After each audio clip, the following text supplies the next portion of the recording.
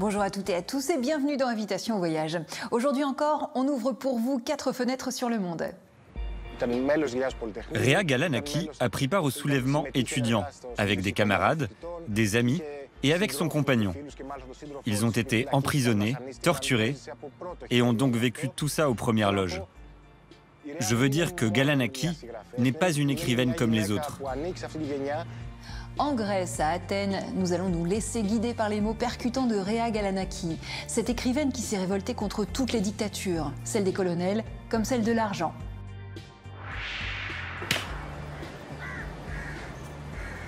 Si vous aimez la noix de coco au Sri Lanka, vous allez être servi. Chaque habitant là-bas en consomme 100 noix de coco par an en moyenne. Avec un peu d'exercice, vous arriverez peut-être vous aussi à en faire la cueillette. La coco du Sri Lanka, ce sera l'héritage. Pour notre recette du jour, nous irons à Oman goûter le haba al amra, du lait aromatisé avec safran, cardamome ou fenugrec.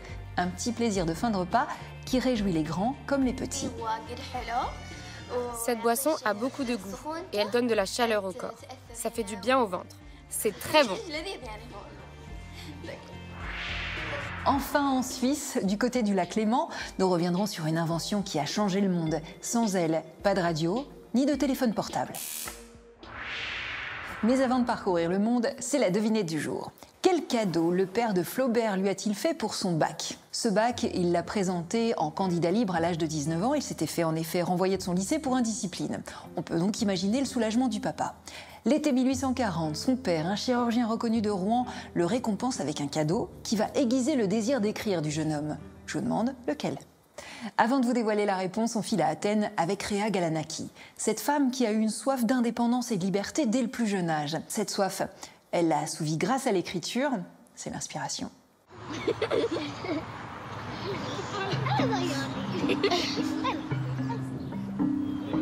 Elle ne pouvait vivre un seul jour sans dessiner ses amis au crayon sur le papier. Le fait que cette observation à distance n'intéressait pas les autres l'amenait à la conclusion qu'elle était peut-être différente des filles de son âge. Elle se demanda avec inquiétude où cette différence la conduirait. Différentes, elles le sont toutes, les héroïnes de Rea Galanaki. Sous la plume de la romancière grecque, née en 1947, ces personnages féminins s'acharnent à sortir des sentiers battus par la société, à imposer leur farouche soif de liberté. À l'image d'Hélénie, la narratrice de son roman le plus célèbre, Hélénie ou personne, publié en 1998 et traduit en 7 langues. Ou encore de Tirésia et Nymphe, dans L'ultime humiliation. Toutes sont à l'image de Galanaki elle-même, des militantes convaincues, irrémédiablement attachées à cette Grèce gorgée d'histoire, qui les a vues naître et qui rechignent à les voir s'émanciper.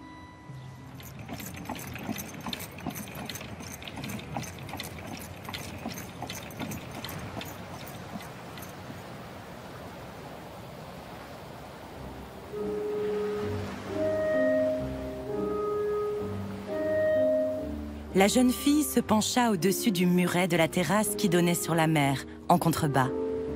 L'eau salée ne renvoie jamais l'image d'un visage. Son bleu était celui des contes de fées. Il ne la reflétait pas, mais pouvait l'entraîner dans un autre monde. L'île de Spetses resplendit de l'éclat du golfe argolique, de ses parfums méditerranéens et de ses demeures d'armateurs. Mais sous la plume de Rea Galanaki, elle prend pour son héroïne les dimensions d'une prison dorée.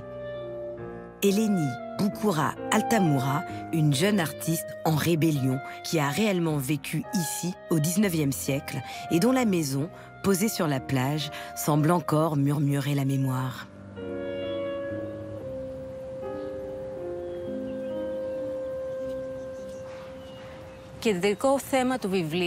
Le thème central du livre de Rea Galanaki, c'est la volonté de son personnage Hélénie de s'opposer au destin traditionnel des femmes, condamnées à mener une vie restreinte, futile et sans événements. Le personnage d'Hélénie revendique au contraire son droit à une éducation artistique, alors même que c'est interdit aux femmes en Grèce. Comme elle est la fille d'un capitaine et notable de l'île, elle trouve l'argent nécessaire pour partir étudier la peinture en Italie. Là-bas, elle se grime en homme et elle trahit ainsi son genre pour accéder au plaisir et aux privilèges du pouvoir masculin.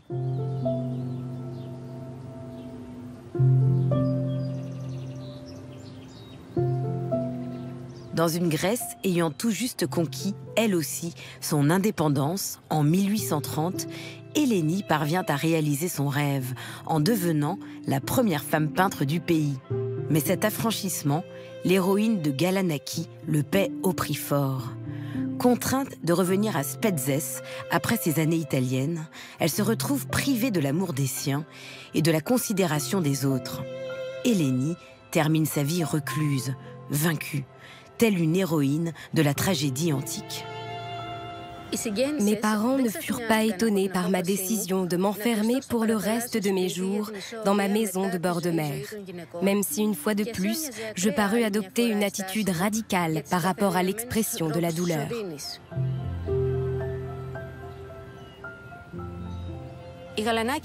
Galanaki fait preuve d'une grande subtilité dans son écriture, d'un lyrisme qui touche profondément. Elle imagine la peintre, devenue âgée, se lamenter de la perte de ses proches, de son père et de son enfant.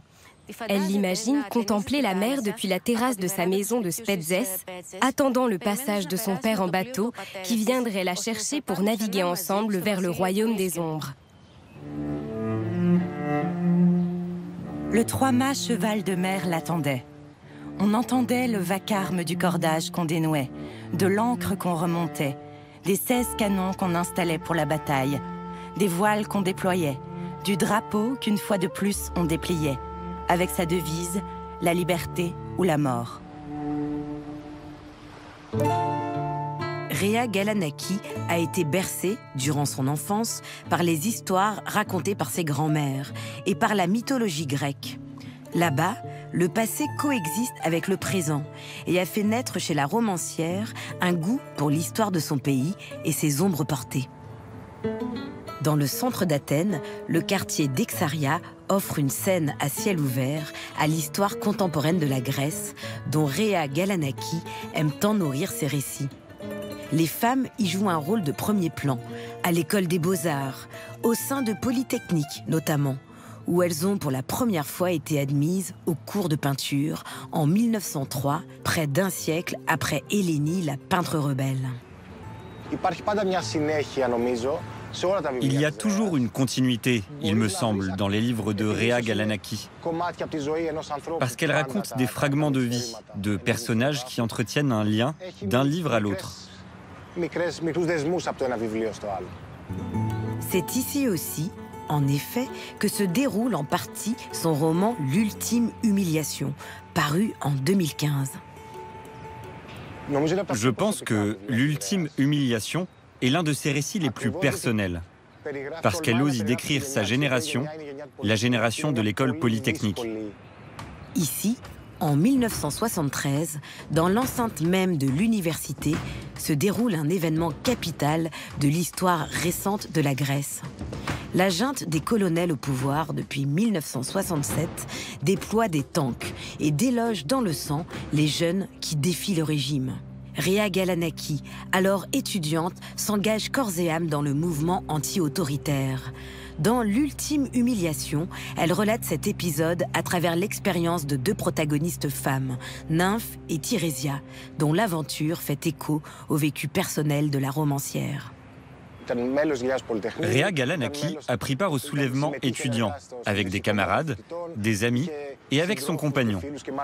Ils ont été emprisonnés, torturés et ont donc vécu tout ça aux premières loges. Je veux dire que Galanaki n'est pas une écrivaine comme les autres. C'est une femme qui a appartenu à cette génération-là, qui en a été une actrice. C'est-à-dire qu'elle partage avec ses personnages un héroïsme dont elle s'est elle-même montrée digne. À 2 kilomètres de l'université se trouvent encore les geôles de la dictature. Dans L'ultime humiliation, la romancière dresse un parallèle entre la jeunesse des années 70 à laquelle elle appartient et celle des années 2010 en Grèce, percutée non plus par la dictature, mais cette fois par l'effondrement de l'économie. Dès le début de la crise, les gens se sont demandé si ce que nous vivions, avec les mesures d'austérité, c'était comme revivre la violence de la junte. Certains commentateurs sont allés jusqu'à de tels extrêmes dans la comparaison. Et je pense que Rea Galanaki a essayé au contraire de souligner la différence, de montrer que ce qu'elle a malheureusement vécu dans les années 70 était unique en termes de brutalité, de torture et de mort.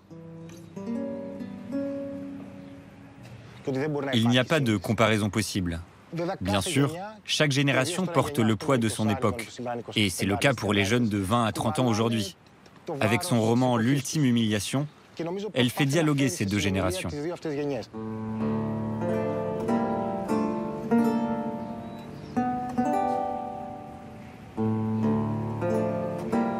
Un dialogue qui tourne court. Même si la gauche, soutenue par les intellectuels engagés comme Galanaki, est portée au pouvoir au début des années 80, c'est l'argent roi qui prend le pas sur les idéaux, en Grèce comme dans le reste du monde. Et la jeunesse d'aujourd'hui se met à reprocher à la génération de Nymphe et Tirésia, qui est aussi celle de la romancière, de n'avoir pas protégé le pays de la faillite. Tout le monde accusait maintenant une génération entière, la fameuse génération de l'école polytechnique, et tous d'affirmer qu'elle était gâtée et corrompue. Face à la crise économique, la jeunesse se laisse porter par la colère et la contestation urbaine fait exploser la rue en 2012. Galanaki fait déambuler ces deux personnages féminins à travers le centre-ville bouillonnant de protestations. C'est un roman qui parle de l'instant présent. Il pose des questions sur qui nous sommes et sur ce que nous voulons finalement, après les événements de 2012 qui ont secoué la Grèce. Beaucoup de bâtiments ont été incendiés à l'époque. On a vécu des émeutes, une immense effervescence qui a duré longtemps. Tout en retraçant l'histoire la plus contemporaine de son pays, Rea Galanaki y insuffle l'art de la romancière. Sous sa plume, même les manifestations face au Parlement se chargent d'une teneur poétique. Le grand bâtiment parlementaire émergea bientôt de la brume, et voguant là-haut, la proue et la poupe alternativement plongées dans la tempête de la place. Il poursuivait sa route, comme si la mer démontait et la probabilité de couler lui était devenue indifférente. Galanaki ne pense pas que la liberté viendra de l'extérieur. Elle ne pense pas qu'une main magique viendra nous sauver, que d'autres feront preuve de compréhension. La situation doit changer et la liberté doit venir de nous, de nos propres revendications, de notre émancipation intérieure, de la connaissance de ce qu'on a déjà traversé au cours de l'histoire. Lorsque les protagonistes du roman traversent les manifestations en débattant de la violence et de ses débouchés, c'est la romancière qui réfléchit à voix haute derrière ses héroïnes. Ancienne résistante à la dictature, elle se sent en phase avec les militants contre l'austérité quand elle traverse Athènes dans un nuage de gaz lacrymogène. Mais ce soulèvement populaire ne parvient pas cette fois à changer le cours de l'histoire. Les Grecs vivent depuis sous la surveillance de leurs créanciers, dans le livre comme dans la vie, et Galanaki élabore le récit d'une libération avortée. Ce à quoi elle aspire, c'est à être en première ligne et à pouvoir exprimer en un langage fort ses angoisses et ses tourments. Dans des cafés comme celui-ci, ou d'autres qui existent encore à Athènes, on peut voir des personnes âgées se réunir et parler des problèmes du pays, comme à l'époque du marché grec antique en quelque sorte, où l'on a toujours parlé politique. C'est un monde qui change, mais qui change sans avoir résolu les questions posées par Galanaki. Elles restent toujours valables aujourd'hui. Les questions posées par la quête d'émancipation. Une génération après l'autre. Douceur et violence traversent ces récits, comme les deux brins de l'ADN de la Grèce. Elle devait être un peu soulagée des angoisses qui rongent d'habitude les vivants. Elles avaient dû se réconcilier avec leur histoire personnelle et avec celle de cette capitale éruptive. C'est sans doute comme ça, de manière sereine et autonome, qu'on doit vieillir et quitter ce bas monde. Réa Galanaki est historienne de formation et elle vous le dirait sans doute. Contrairement à ce qu'on croit, le marathon n'a pas vraiment été inventé en Grèce. C'est le clin d'œil de Thomas Chauvineau. 42 km 195. Vous connaissez cette distance que parcourent chaque année des milliers de sportives et sportifs qui courent le marathon à New York, Paris ou Berlin. Comme d'autres avant eux l'auraient fait dans la Grèce antique. Seulement voilà, rien n'atteste qu'on courait le marathon sous l'Antiquité. Ce n'est en tout cas pas une épreuve des JO de l'époque. En général, les athlètes antiques faisaient des tours de stade, un peu comme au collège, et la course la plus longue ne faisait que 4,6 km. Selon la légende, le marathon serait né à Marathon, une ville grecque. Ici, en 490 avant Jésus-Christ, les Grecs se frottent aux Perses. Et sur le papier, c'est franchement mal engagé pour eux. Ils sont 10 000, les Perses 40 000. Les Grecs l'emportent pourtant. Vite, il faut prévenir Athènes. Mais Athènes, c'est loin, 40 km. On désigne un messager, nommé Phidippides, qui court apporter la bonne nouvelle. Il fait chaud, c'est l'été, et Phidippides arrive essoufflé. Il a juste le temps de chanter « On a gagné » avant de s'écrouler raide mort. Bon, d'accord, à l'époque, « On a gagné » n'est pas une chanson qui existe. Je vous prie de m'excuser cet anachronisme. De toute façon, personne ne s'entend sur ce récit. Le grand historien Hérodote prétend que ce Phidippides n'a pas parcouru 40 km, mais 246 entre Sparte et Athènes pour aller chercher des renforts. Et plus tard, c'est l'historien Plutarque qui écrit que le messager s'appelait Euclès et pas Phidippides, même pas sûr qu'il soit mort à l'arrivée. Pendant un peu plus de 2000 ans, cette histoire tombe dans l'oubli, jusqu'à ce que Pierre de Coubertin décide de remettre les JO au goût du jour, avec un marathon au programme, 40 km, comme dans la légende. Nous sommes à Paris, en 1894, le marathon vient de naître, et il n'a pas grand-chose de grec. Et s'il a été rallongé de 2 km 195, c'est à cause du roi Édouard VII, qui a souhaité, lors des JO de Londres en 1908, que la course s'arrête pile poil devant sa loge, avec assez peu d'égards pour les coureurs. Ce sont les derniers kilomètres qui sont les plus durs. On n'a pas du tout envie de dire merci à Édouard. Il y a une chanson que mes enfants ont beaucoup chantée, les vôtres aussi peut-être. En gros, ça explique que pour avoir des noix de coco, il faut avoir des bras musclés, et que pour avoir des bras musclés, il faut boire du lait de coco. Ça vous parle? Eh bien, vous allez voir avec quelle dextérité les Sri Lankais les cultivent, les attrapent et les chérissent, leurs noix de coco. C'est l'héritage. Chacun en a un dans son jardin. On y grimpe pieds nus, récupérer ce fruit qui symbolise à lui seul la vie tropicale.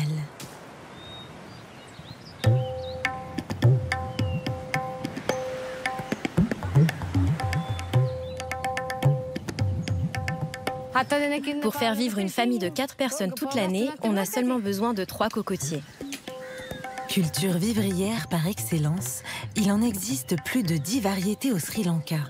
Chacune a ses spécificités et ses utilisations.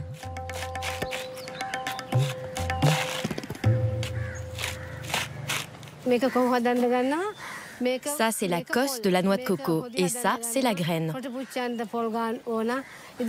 On l'utilise pour la cuisine, on la râpe, on en fait des sauces, des galettes ou des nouilles. Cette variété s'appelle kurumba.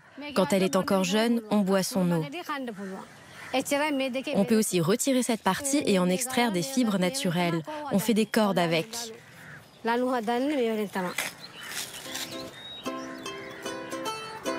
Avec le cocotier, on produit aussi de l'huile, des brosses, du bois de chauffage, des toits avec ses feuilles et même avec ses fleurs, de l'alcool. Nous vivons grâce au cocotier. C'est l'arbre le plus précieux.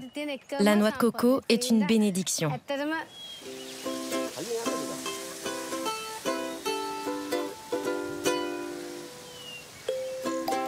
Le Sri Lanka, petite île située juste au sud de l'Inde, est l'un des premiers consommateurs de noix de coco dans le monde par personne. Elle y a façonné les rituels religieux, assuré la survie des royaumes et lancé le pays dans l'ère industrielle jusqu'à l'épuisement, ou presque. Le Sri Lanka s'est créé une véritable société de la noix de coco comme nulle part ailleurs.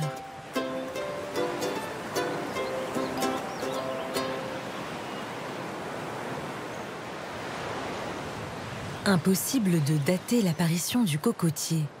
Il serait arrivé par la mer grâce à sa graine, flottant comme un radeau au gré des courants. Elle a germé naturellement sur tous les rivages de l'océan Indien et du Pacifique, où le climat est propice à son développement. Mais certaines des premières mentions se trouvent dans la littérature hindoue.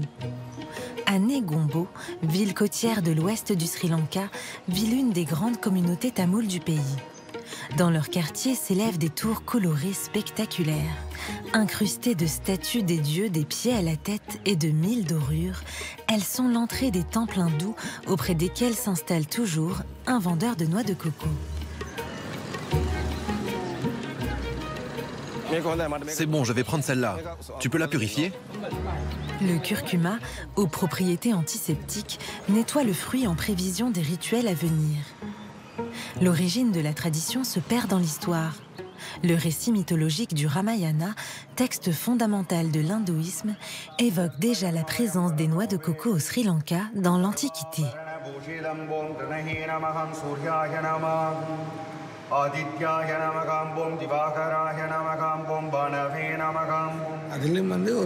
Dans le poème épique de Ramayana, il est écrit qu'avant chaque événement important, les personnages demandent la bénédiction du dieu Ganesh en utilisant des noix de coco. Le lait et l'eau de coco viennent de l'intérieur de la noix. Ils sont protégés par la coquille, donc nous les considérons comme des éléments purs. Pour cette raison, ils sont des objets sacrés que l'on utilise dans le temple.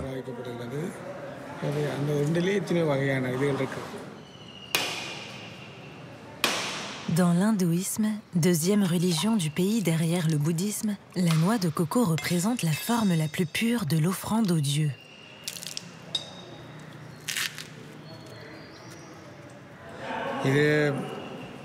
Ça s'appelle kalanji. On casse la noix de coco en 2 morceaux et on la remplit avec des fleurs, des feuilles, des fruits, comme des bananes, et de la cendre bénite. Cette offrande nous permet d'obtenir la protection des dieux. On représente souvent Ganesh avec une coco dans la main pour signifier qu'il est maître de toutes les plantes. Elle est aussi le symbole de notre ego. Un autre rituel consiste à briser les noix de coco. En les cassant, on espère se débarrasser de son ego et ainsi attirer des bonnes choses dans notre vie.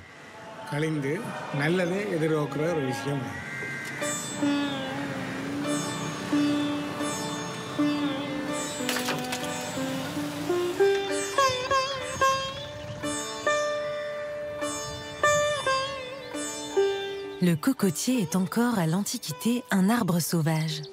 Mais les grands royaumes bouddhistes qui règnent sur le Sri Lanka pendant plus de 1500 ans vont le transformer en culture domestique.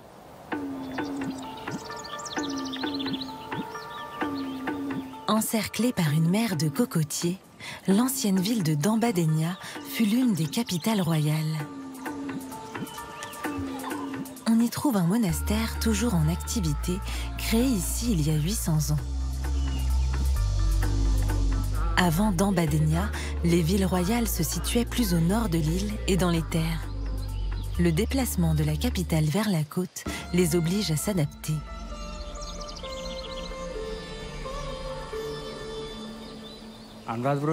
À la fin de l'ère d'Anuradhapura, au XIe siècle, il y a eu une invasion du peuple Chola venu d'Inde. Ces attaques ont obligé les rois à se déplacer jusqu'ici, à Dambadenia. Pour un roi, le symbole de pouvoir le plus important était la relique de la dent de Bouddha. Donc le roi Parakramabau II a apporté la relique de la dent jusqu'ici. Il a fait construire ce temple de plusieurs étages et y a placé la dent pour que son peuple puisse la vénérer. Ce lieu est spécial, c'est le plus vieux temple de la dent, encore visible au Sri Lanka.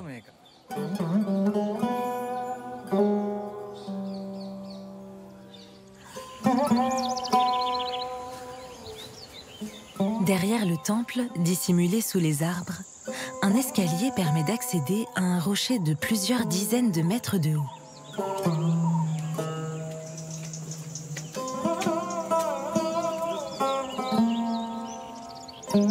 De son sommet, la vue imprenable sur la plaine permet de surveiller les ennemis et les activités du monastère. Les rois bouddhistes s'appuient sur l'élite religieuse pour gérer les terres agricoles.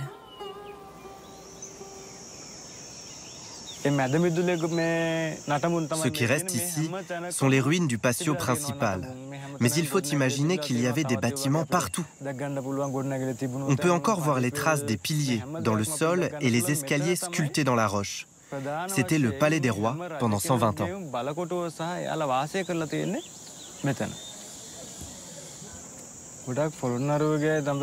Les anciennes villes royales étaient situées dans une zone de climat sec du centre du pays. Là-bas, il y a une saison de sécheresse pendant laquelle les cocotiers ne pourraient pas survivre.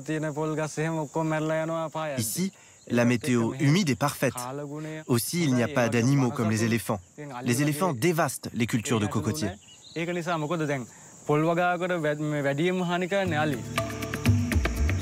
Les royaumes apprennent à changer de régime alimentaire. Le beurre clarifié, appelé ghee, ou l'huile de sésame sont remplacés par l'huile de coco qui devient une ressource importante.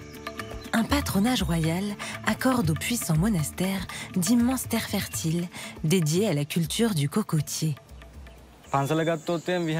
Si on regarde notre temple, il est mentionné dans les anciens registres que 30 hectares de terre nous appartenaient. Ce sont des plantations de cocotiers qui nous viennent du passé.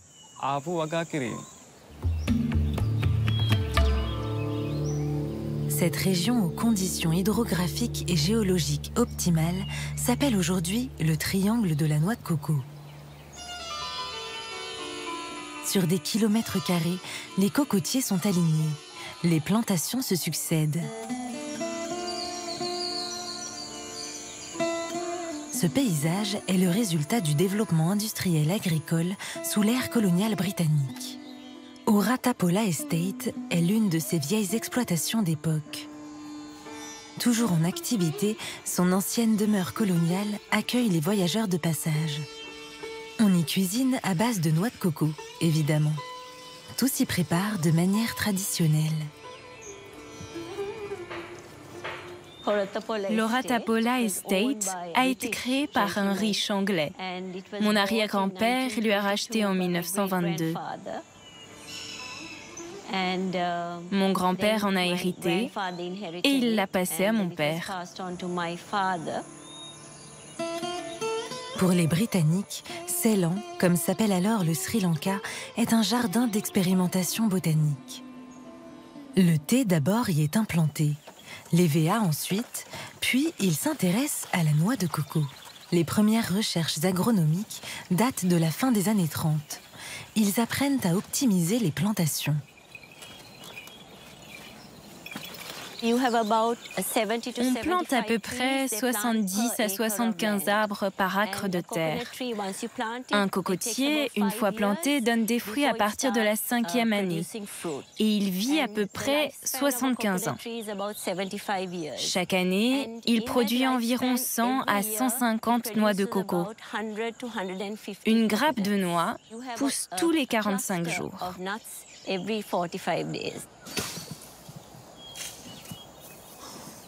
La productivité exceptionnelle de cet arbre donne irrémédiablement aux colons des idées. Avec la révolution industrielle, on avait besoin de lubrifiants pour faire tourner les machines. Ils ont remarqué que l'huile de coco fonctionnait très bien pour cet usage. Ensuite, il y a eu un accroissement de la demande de savon et un homme a eu l'idée d'en faire avec de l'huile de coco. Et enfin, avec la révolution industrielle, le commerce de la confiserie est né. Les gens pouvaient s'offrir des gâteaux, des bonbons, du coup la noix de coco en a profité. Et plutôt que d'envoyer des noix de coco entières, ce qui prenait beaucoup trop de place, on s'est rendu compte qu'on pouvait les déshydrater avec les séchoirs à thé. La noix de coco devient exportable facilement. La demande mondiale explose et le gouvernement colonial cherche à profiter de cette manne. Un décret a été publié sous le nom de la loi des terres non exploitées. Si une parcelle n'était pas cultivée, qu'il n'y avait que de la forêt par exemple, il la considérait comme sous-utilisée et la réquisitionnait pour y planter des cocotiers. En plus des expropriations, les colons font venir d'Inde de la main-d'œuvre. Les Tamouls des plantations, comme on les appelle, forment une communauté longtemps ostracisée. Ils ont pour la plupart obtenu la nationalité sri-lankaise dans les 30 dernières années. Récemment, la noix de coco a encore gagné en popularité. Elle est devenue le produit miracle des Occidentaux en recherche de naturel. Laura Tapola Estate a transformé sa plantation en agriculture biologique. Des vaches fertilisent la terre et les pesticides ont été bannis. Avant, on ne disait que du mal de l'huile de coco. Ça donnait du cholestérol, ça favorisait les maladies cardiaques. Maintenant, c'est tout le contraire. Ça nous protège des maladies cardiaques. C'est bon pour la maladie d'Alzheimer, pour la peau, pour les cheveux, pour les dents. C'est bon pour tout maintenant. L'engouement pour la noix de coco sri-lankaise aurait pu priver les locaux de cet aliment fétiche. Mais si l'export représente l'essentiel des revenus, le Sri Lanka a choisi de conserver pour le pays les 2/3 de sa production. Les Sri Lankais, qui dégustent plus de 100 cocos par an, ne vendraient l'arbre de vie à aucun prix.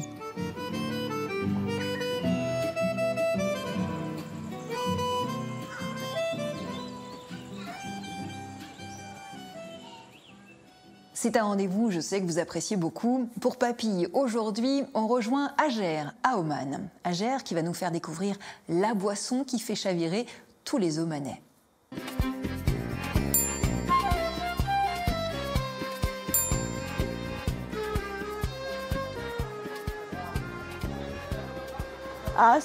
Bonjour, nous sommes dans la ville de Bala, dans la région Ad Daralia, à Oman. Ici, c'est le marché traditionnel. On y trouve tout ce dont on a besoin, des épices et les produits traditionnels de notre pays. Bienvenue à vous.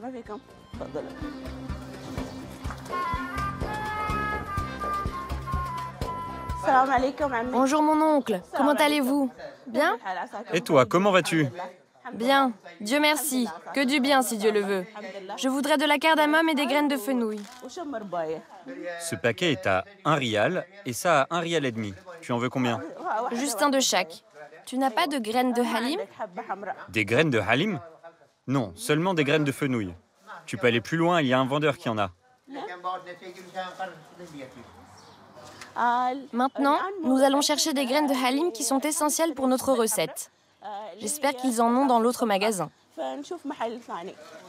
Mon oncle, tu as des graines de halim? Regarde ici. Je me permets. Mon oncle, combien ça coûte? Un demi-rial. J'ai tout ce qu'il me manquait. On peut rentrer à la maison pour pouvoir préparer notre boisson typique du pays.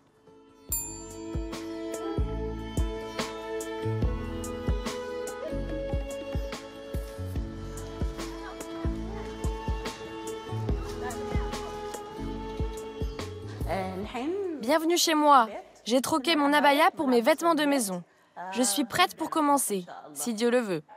Ici, nous avons nos graines de halim ainsi que du safran, du fenugrec, du fenouil et de la cardamome moulue.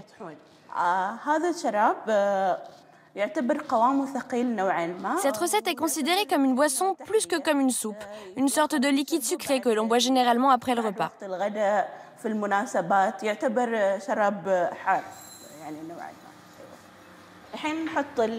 Pour commencer, je fais tremper le safran dans l'eau. Et je fais de même avec les graines de halim. Il faut les laisser comme ça pendant environ 15 minutes.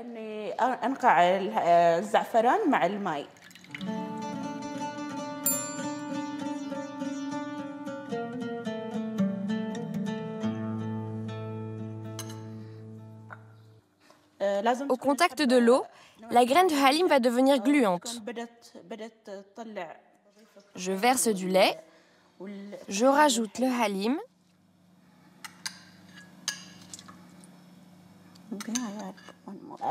Quand c'est chaud, j'ajoute la cardamome et le fenugrec.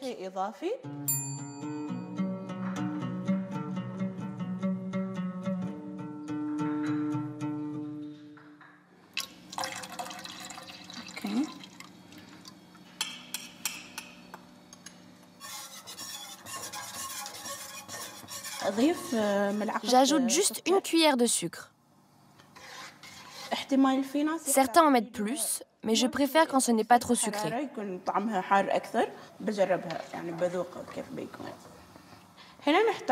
Ça, c'est de la poudre de lait à laquelle je vais ajouter un peu d'eau. Ce mélange va nous permettre de faire épaissir notre préparation.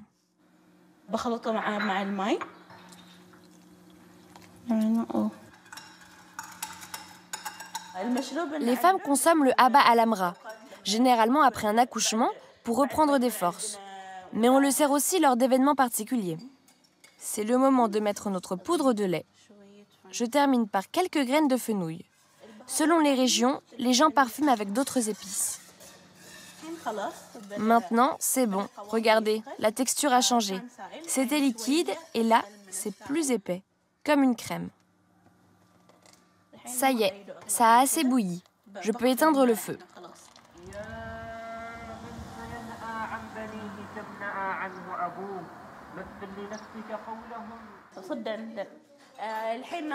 Il est maintenant l'heure d'aller déjeuner avec ma famille.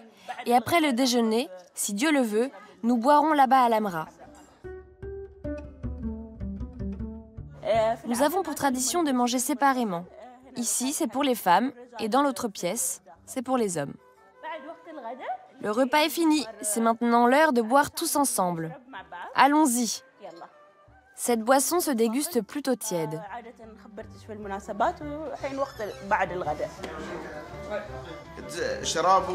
C'est bon. On sent bien les arômes du safran et les petites graines. Délicieux. En plus, c'est chaud, c'est excellent. Cette boisson a beaucoup de goût et elle donne de la chaleur au corps. Ça fait du bien au ventre. C'est très bon.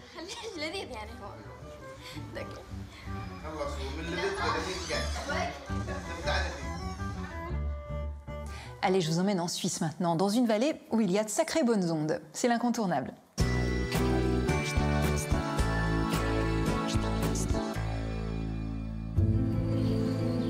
En Suisse romande, la pointe sud-est du lac Léman marque l'entrée dans le canton du Valais. Il est facile d'imaginer à quel point cette région rurale a longtemps été isolée du reste du monde, jusqu'au début du XXe siècle. Quand un inventeur en apparence dilettante, mais en vérité obstiné, propagea une onde de choc planétaire.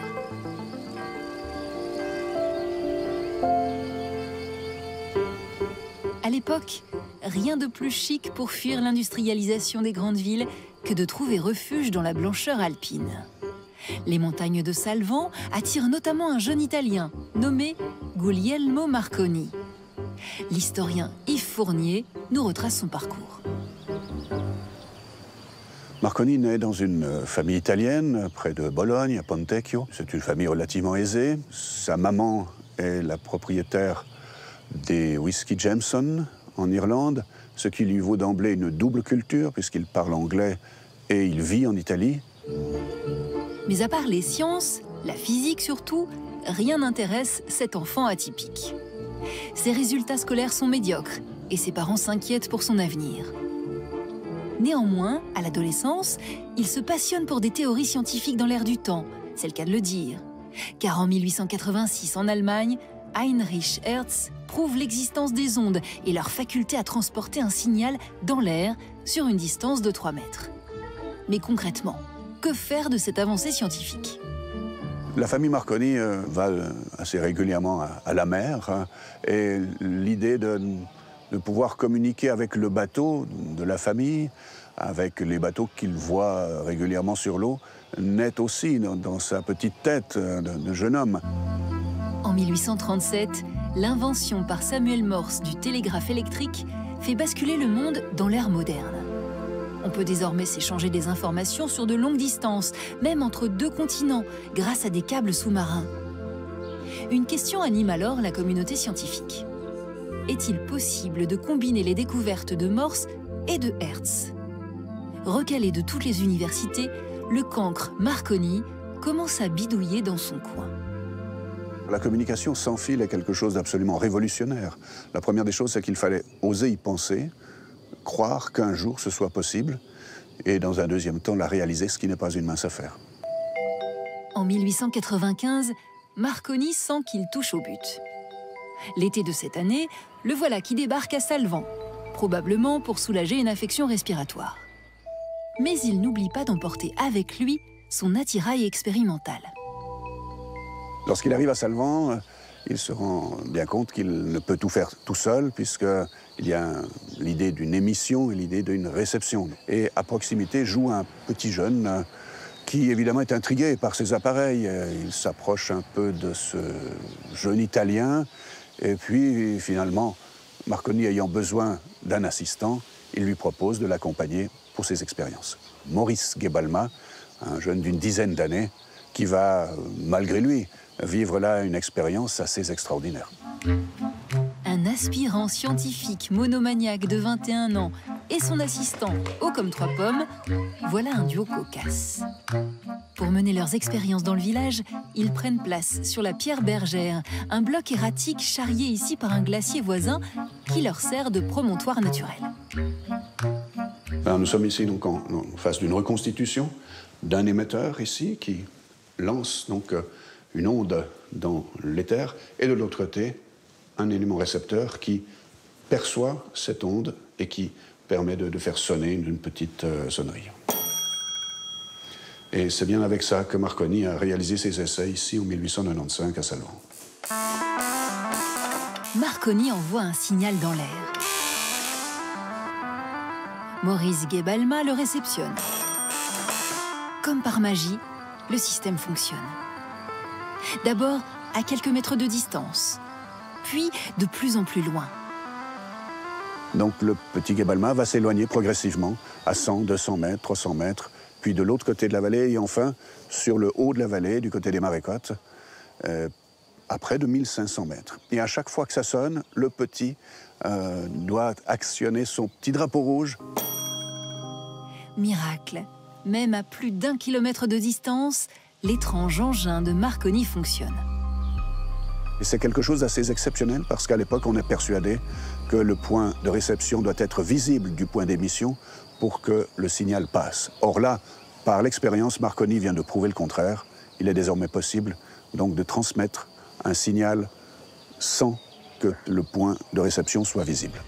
Grâce à cette expérience révolutionnaire, la TSF, ou télégraphie sans fil, et la radio sont aux portes du monde.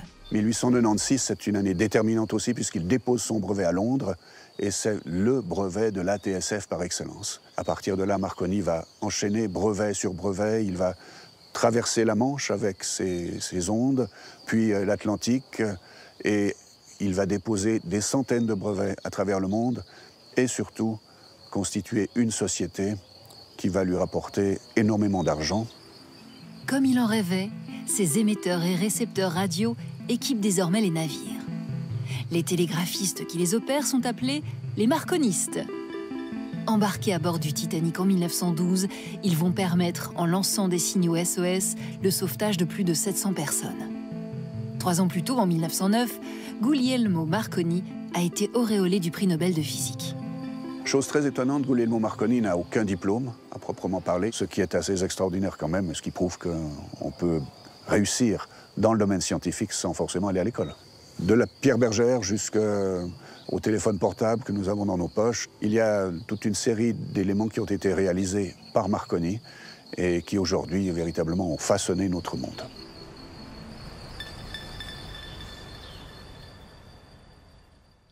Retour à la devinette. Quel cadeau Gustave Flaubert a-t-il bien pu recevoir de son père pour l'obtention de son bac en 1840 ? Eh bien, son père lui a offert un voyage. Un voyage qui va conduire notre diplômé dans les Pyrénées et en Corse, entre autres. Gustave va suivre le conseil de son père. Ne voyage pas comme un commis voyageur, observe. C'est ainsi qu'il va aiguiser sa plume et son sens de l'observation. De ces 2 mois de vadrouille, il va tirer un récit de voyage. Et ce qui est drôle, c'est que Flaubert a fait une faute sur le mot Pyrénées, où il a mis 2 N, une faute qui sera évidemment rectifiée depuis. Je vous dis Pispalt.